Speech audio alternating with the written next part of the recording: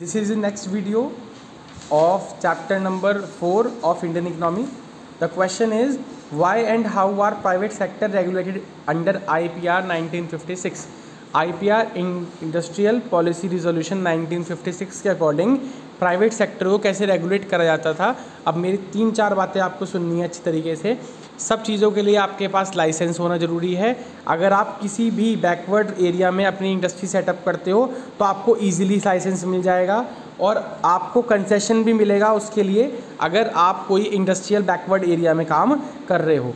Licence हर चीज़ के लिए चाहिए था, चाहे आपको अपना प्रोडक्शन बढ़ाना है चाहे प्रोडक्शन कम करना है उस चीज़ के लिए। और अगर लाइसेंस एक्सपेंड का तभी मिलेगा जब गवर्नमेंट आपको अलाउ करेगी, नहीं तो आप अपनी मर्जी से कभी भी प्रोडक्शन को बढ़ा नहीं सकते। ये तो हो गया हमारा ऐसे कन्वर्सेशन के अकॉर्डिंग। अब हम पढ़ते हैं। The private sector was capped under the state control to the system of licence. किसके थ्रू करा था इन्हें कंट्रोल? लाइसेंस के through. No new industry was allowed unless a licence is obtain from it. किसी भी इंडस्ट्रीज़ को allowed नहीं था जब तक उसके पास क्या नहीं होता था, लाइसेंस नहीं होता था। This policy was use for promoting industry in the backward region as it was easy to obtain licence for the industry located in the backward region. अगर आप एक बैकवर्ड रीजन में इंडस्ट्री को सेटअप करते हो तो आपको लाइसेंस जल्दी मिल जाएगा। These industries were promoted through the certain concession. ये इंडस्ट्रीज़ जो थी थोड़ा उन्हें कंसेशन मिलता था, जैसे टैक्स हॉलीडे और सब्सिडाइज इलेक्ट्रिसिटी। टैक्स हॉलीडे का मतलब आप यहाँ फैक्ट्री सेटअप कर लो, आपको 3 महीने तक टैक्स नहीं देना या आपको 2 साल तक टैक्स नहीं देना, उसे टैक्स हॉलीडे कहते हैं। Licence is required also for the expansion production capacity of the existing industry. अगर आपको अपना प्रोडक्शन बढ़ाना है तो भी क्या चाहिए होता है आपको, उसके लिए लाइसेंस चाहिए।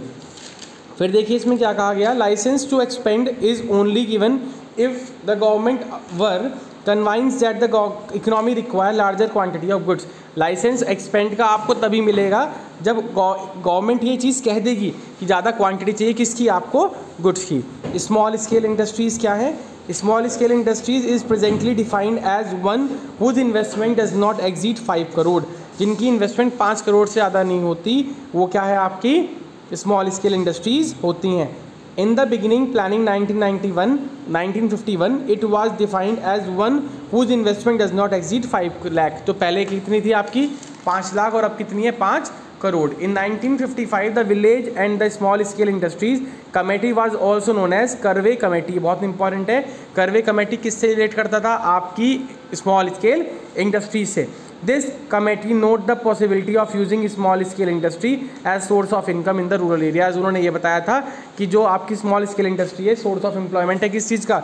रूरल एरियाज़ का। Typical characteristics of SSI। SSI का मतलब क्या है?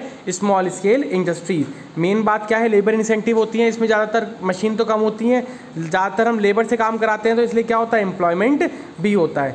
SSI show locational flexibility and therefore equality oriented. भाई ये लोकेशनल फैसिलिटी होता है, कहीं भी सेटअप कर सकते हैं, और इक्वलिटी देता है मतलब balance regional growth.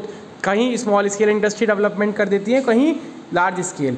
Small scale industry need small investment and promote growth with equality. और वो क्या करती हैं? ग्रोथ विद इक्वलिटी का प्रमोट भी करती हैं। How did the government promote and protect SSI? Government ने किस तरह से SSI को प्रोटेक्ट करा? गवर्नमेंट ने क्या करा? कुछ चीज़ें ऐसी रिजर्व कर दी जो सिर्फ SSI बनाएंगी, कि लार्ज स्केल इंडस्ट्री उन्हें बना ही नहीं सकती। इसने क्या कहा? For this purpose the production of the number of the product was reserve for SSI। उन्होंने क्या करा भाई, जिससे SSI बंद ना हो जाए, स्मॉल स्केल इंडस्ट्री बंद ना हो जाए, कुछ चीज़ें फिक्स कर दी। किस चीज़ के लिए? SSI के लिए। There were also given concession such as lower excise duty, bank loan at lower interest rate. Government ने उन्हें बैंक लोन भी देने शुरू कर दिए। ठीक है, ये NCERT क्वेश्चन है, ये आप पढ़ सकते हैं, सिंपल है। Chapter finish.